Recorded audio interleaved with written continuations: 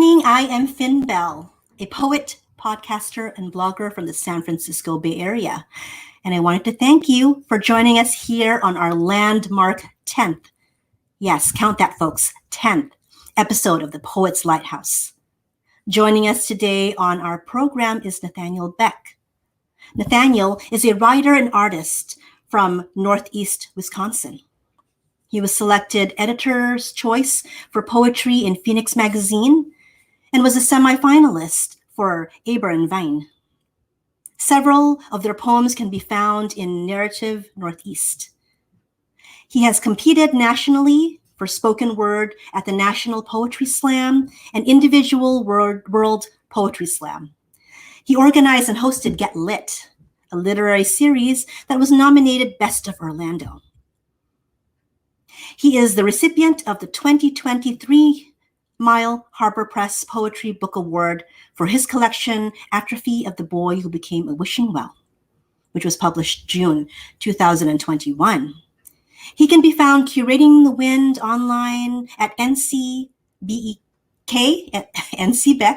Poetry. Nathaniel, welcome to the show. How are you? I'm wonderful. Thank you so much for having me. You're very welcome. So we don't normally start this way, but we're mixing things up a little bit. So today, viewers, we have the pleasure of beginning our episode with a poetry reading. Yay! So Nathaniel, I understand you have chosen your poem, Tradition, to read for us. Please go ahead and share that with us, but give us a little backstory of the poem first, and then go right into it. Certainly. So as a person who has grown up in Wisconsin, where hunting is a big part of the culture, I have a very deep tie with that. Mm-hmm. But also, I moved and lived in Orlando, Florida for about 7 years and was there during the Pulse mass shooting and also Parkland. So this poem directly talks about the relationship of the push and pull between those two spaces and how my understanding and relationship to guns and things like that actually has developed over time. So, yeah. Tradition. In Wisconsin, it is told as tradition.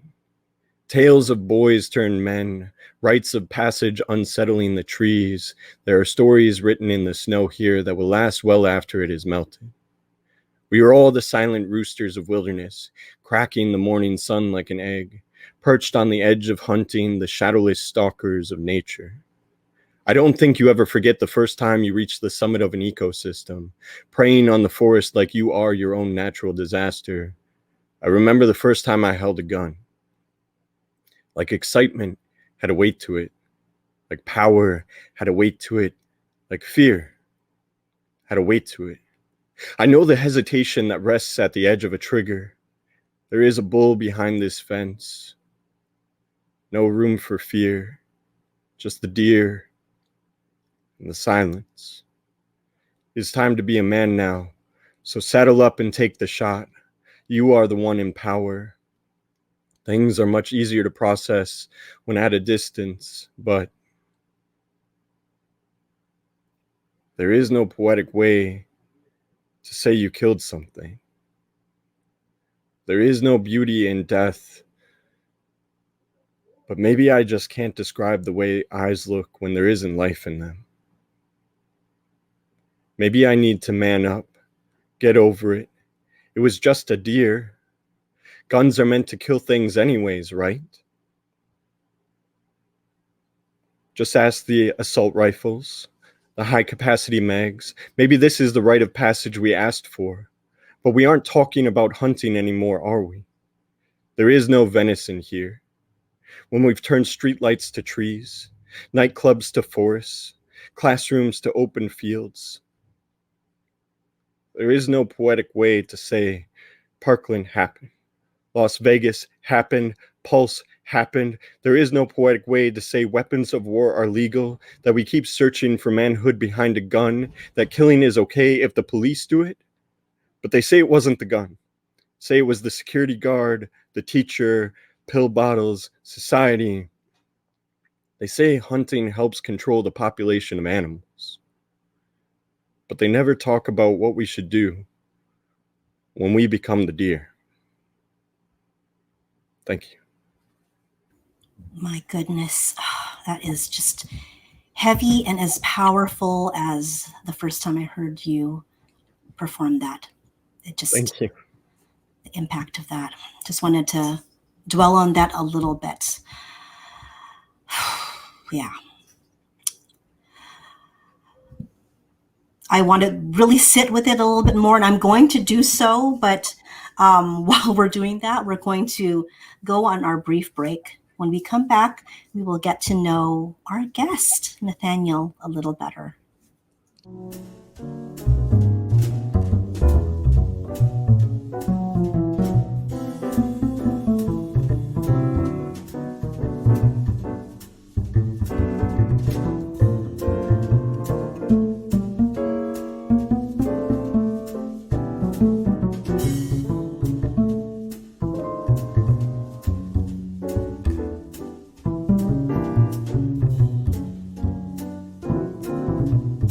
Welcome back. We were just blessed with Nathaniel's reading of his poem, Tradition, and it packed in it so many elements that begged to be discussed. There's no easy way to disentangle from the toxic masculinity that culture firmly embeds us in from birth.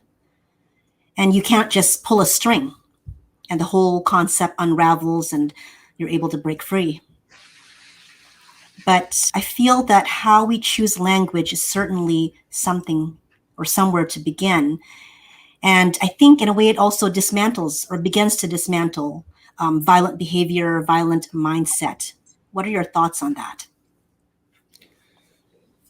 I do think that language is deeply important, and having a discussion about these elements like toxic masculinity, it's one of like my key points within my work. And I think that with tradition specifically, there's this odd relationship to the gun or going out and hunting something and becoming a man, as it were, you know, and there's this odd mirroring that happens within our culture through that same tool, that same relationship to the gun that we find in these individuals who are using those weapons for you know, a different sort of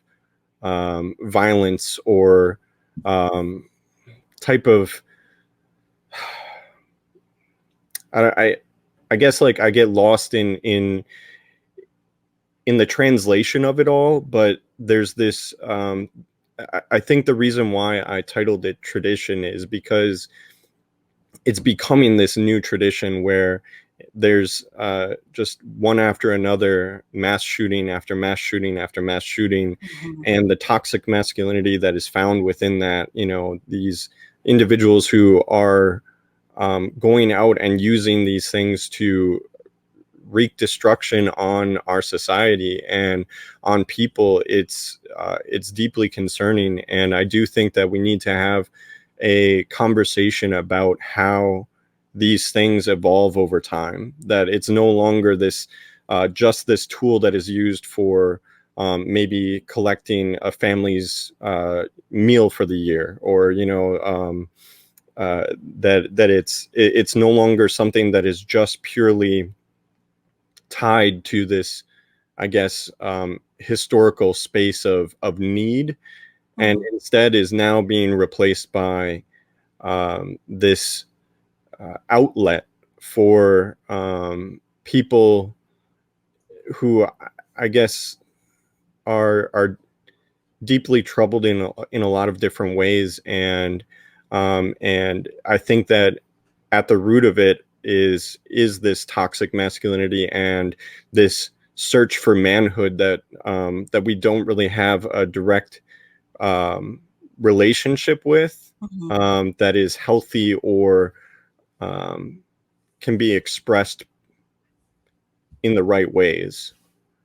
And I think that that's something that I am constantly trying to grapple with, is what is masculinity and how can it be something that is no longer toxic. And unfortunately, there are too many things that occur in our society that lead to this toxicity. And it's just deeply saddening. It really is. It truly is. And just that combination of having a tool as symbolic as, of guns, which are just easily accessible, unfortunately, and then still having the language be prevalent in current society. It hasn't quite worked its way out. We sometimes still unconsciously use terms that we think are benign, and they have that impact, such as in your poem, that really hit me when there was when you said man up. That was something that was common to say to young boys, and now you kind of imagine the impact of it, saying that. What does that truly mean, to man up, and how can you switch it around that it becomes empowering, and it includes just so much more than this stereotype. But I'm sorry, speaking of stereotypes, that actually segues really well into my next question. I noticed that there was a recurring use of words like egg and deer and gunshots. They form images or metaphors, of fragility, but also to me, it spoke of undaunted will on one end, and then on the other end of the spectrum was expectation, the expectation that is placed on us or on men by others. So, do you feel that the use of these words, the very intentional use of these images and these metaphors, continue to be a way to rewrite that script and further dissolve certain stereotypes?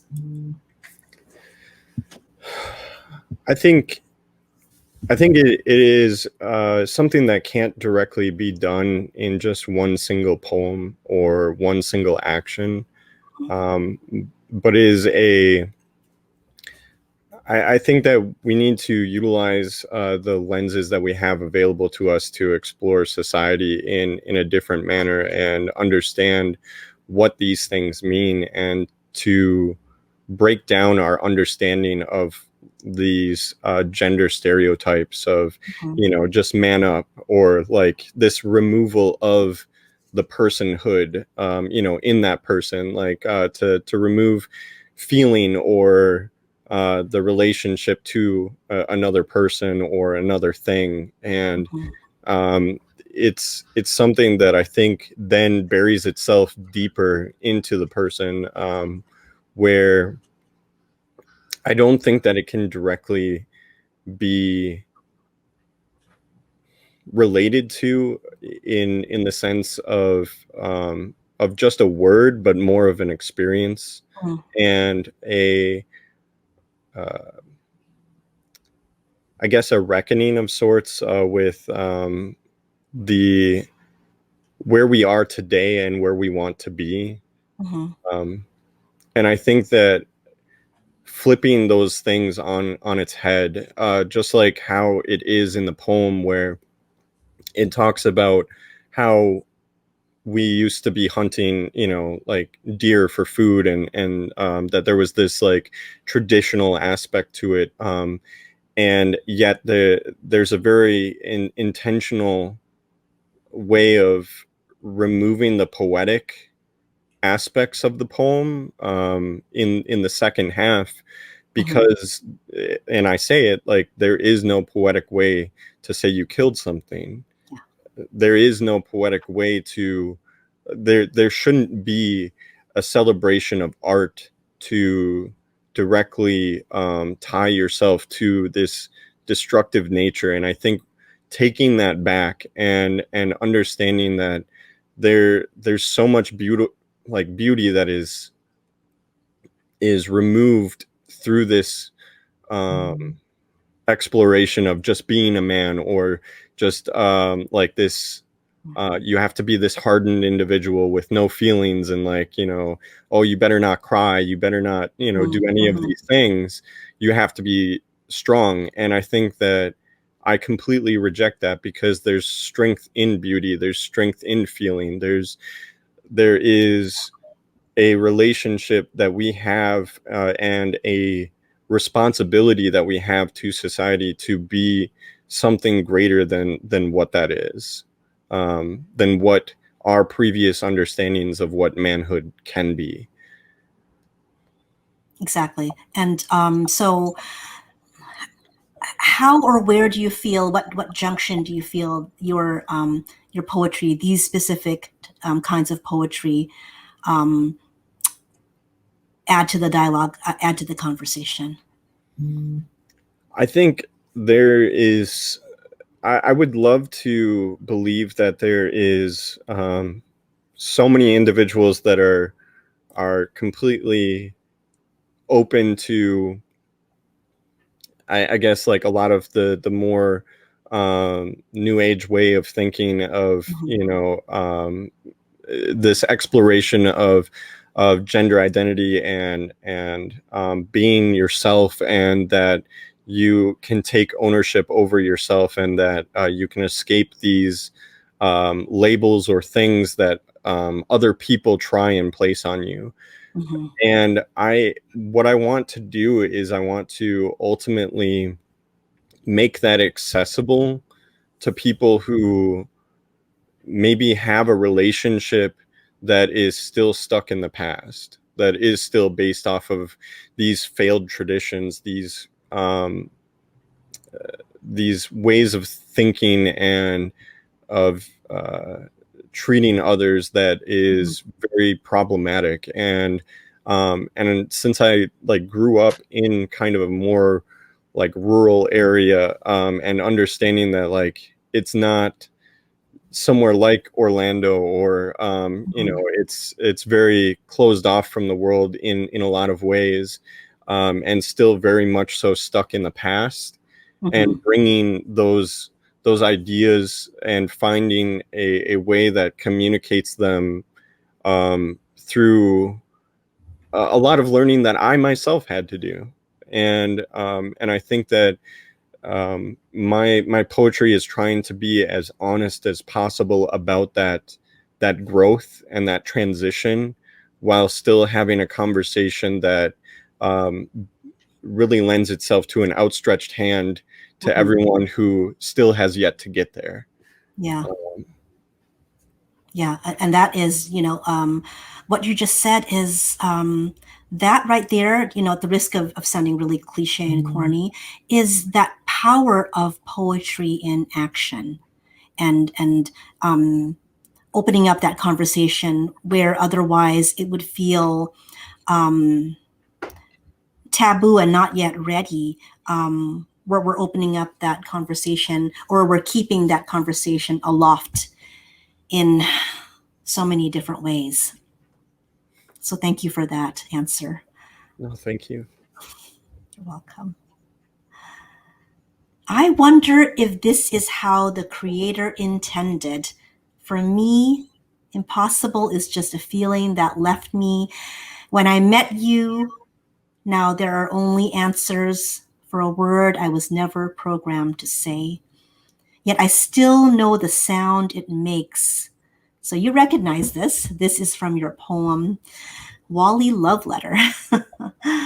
And ooh, I know this is probably slightly inappropriate to say on my show, but damn. I want someone to write a poem like that about me. So can you please Thank you. perhaps, yeah, you're welcome, swooning, majorly swooning.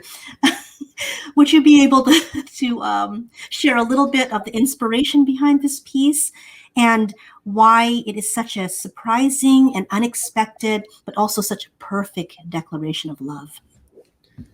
So Wally is kind of a love story in a lot of ways, with Wally and Eve and finding themselves, and then their kind of unexpected exploration into life, as it were, the great unknown of the universe. Yes. And it was just by, I guess, complete utter chance that me and my better half, we had never seen the movie, and we sat down to watch it like well after it was popular or around. And I don't know if you've ever had this experience where you've been like watching or reading a story, but like it almost feels like it was written for you. And Absolutely. and it was that same sort of feeling with this movie and this story, this discarded Wally that, you know, has all of these little trinkets that only matter to them, and these things that they're just a broken and battered person that, you know, is very secluded and in their own world. And then this explosion happens, you know, very literally, of Eve coming into their life, and that character is also very defensive themselves, though. Yeah. But because because Wally is so intrigued by this like new exciting thing, you know, it becomes this, well, even though they're very defensive and they put up walls and things like that, which very much so mirrored how like we started dating. And it became like this, very much so, this story that was our story. And so I wanted to write it if we were those characters, while still also keeping a lot of the elements of the movie, but very much so each line very directly ties to experiences that we have. And so in a lot of ways, like, I think people can connect with the story, but it's also something that like has little hidden gems, like for us that are just in it, that are just truly special. And I think that there's something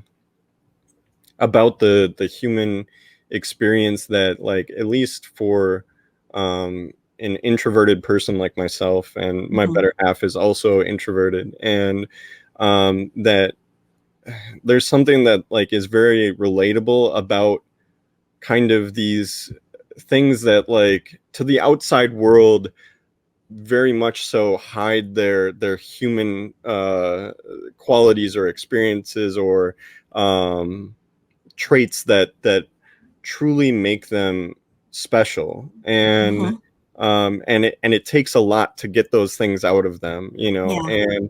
And I think that it's something kind of like, in this weird way, a relatable story of these two very different and distinct, like, introverted people that, you know, come into each other's lives in a very chaotic way, but somehow it's still beautiful.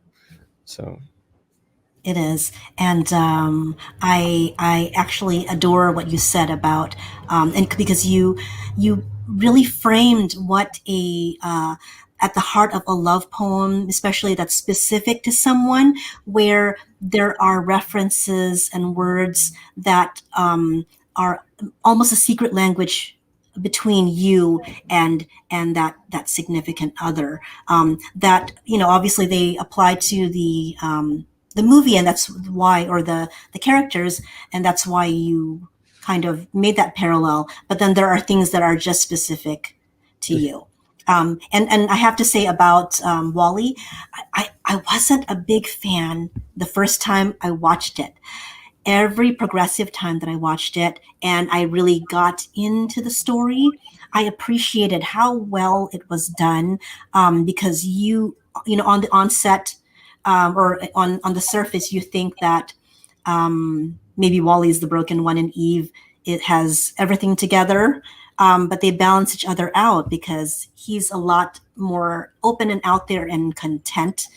Um, and she seems polished on the outside, but with things, and they just meet perfectly in the middle. It is really, truly is a great love story, Mhm. in a wonderfully animated film. Yeah. I do think that it's very interesting the way that Eve portrays themselves in the movie, that is that very clean mannered, you know, like, and Mhm. just very direct, but underneath it is like all of these other like intricacies that Yeah, really make them who they are, yeah, and so it's kind of like wearing who you are like on your sleeve, like Wally does or whatever, and then the inverse of that of Eve. exactly, exactly. And then those two parts reaching out to each other and pulling out those hidden things was Mhm. beautiful, beautiful. It was beautiful. Okay, so I would like to play a little poetry version of this or that. At Okay. least that's what I call the game. So, Nathaniel, this or that. Ocean Vuong or Ada Limon, and why? Ooh. Um, I would say right off the top of the head, Ocean Mong. And it's such a difficult way of, like, I guess, exposing that. I think it really comes down to the way that they write. That is, Mhm. there's an ease to the powerful nature of what comes across, Ah, and and I I really appreciate and respect writers who can make everything sound so effortless, but like you are left maybe stuck on a line that is how did you get there, like, type of thing that I just find truly inspiring. lovely, lovely. Good answer. Good, and good catch. I would have been kind of tripped up by that, and I would have had to think on it a while. Okay, so Nathaniel Bek, you amazing poet, you. I know we're only seeing the beginning of what is going to be a remarkable poetry journey. Can you please tell us what projects are coming up next in your poetic life?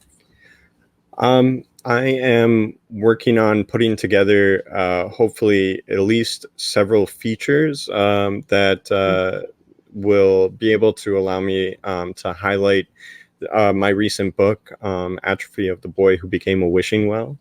And then also, additionally, I would like to, since there's not really a whole lot of poetry centric things here, I would really love to start something here in Green Bay, at least while I'm back here, if I can, because I think that it would be a beneficial space for people. I know growing up Mhm. here, there wasn't a lot of things that like were really Mhm. going on, and especially even coming back here with COVID now kind of working its way out, and just trying to find a space that feels right or like home, Mhm. and I would love to find a way to give that back to people, if I can, while I'm here. So being a person who has started previous like show type things and stuff like that.